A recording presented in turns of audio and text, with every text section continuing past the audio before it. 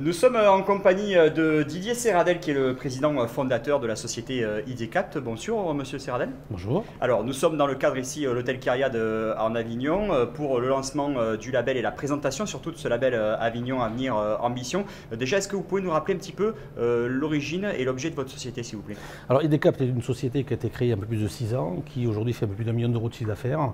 IDCAPT est une société qui conçoit, fabrique et distribue des solutions d'identification sans contact. On parle de technologie RFID, NFC avec les smartphones. Nous sommes fabricants français, c'est-à-dire que tous les lecteurs que nous proposons à nos clients sont conçus, élaborés et fabriqués à Avignon. Nous développons des logiciels et nous intégrons nos solutions dans des solutions de gestion existantes chez nos clients. Alors, avec votre accent, vous n'êtes pas originaire même d'Avignon, mais votre société est basée en Avignon. Pourquoi vous êtes-vous installé ici, s'il vous plaît? Alors, je suis originaire de Perpignan. Je suis arrivé dans la région il y a un peu plus de 10 ans dans le cadre de missions de gestion de filiales d'un grand groupe dans le Vaucluse. Ce département m'a adopté, je l'ai adopté. J'ai une grande fierté d'y appartenir aujourd'hui. Je n'ai aucune envie d'y partir tellement que je m'y sens bien.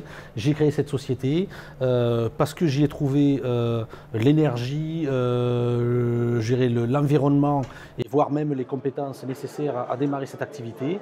Aujourd'hui, je m'y développe. Ça veut dire que je sais capter des compétences très facilement. Je sais y trouver du foncier adapté et je sais y trouver également les réseaux de communication pour pouvoir aller capter mes clients et aller chercher mes clients qui se trouvent essentiellement sur tout le territoire, voire à l'international. Et donc nous sommes dans le cadre du lancement de ce label pour développer un petit peu la stratégie de marketing territorial chère au président Roubaud et à son équipe. Comment voyez-vous justement cette initiative, s'il vous plaît?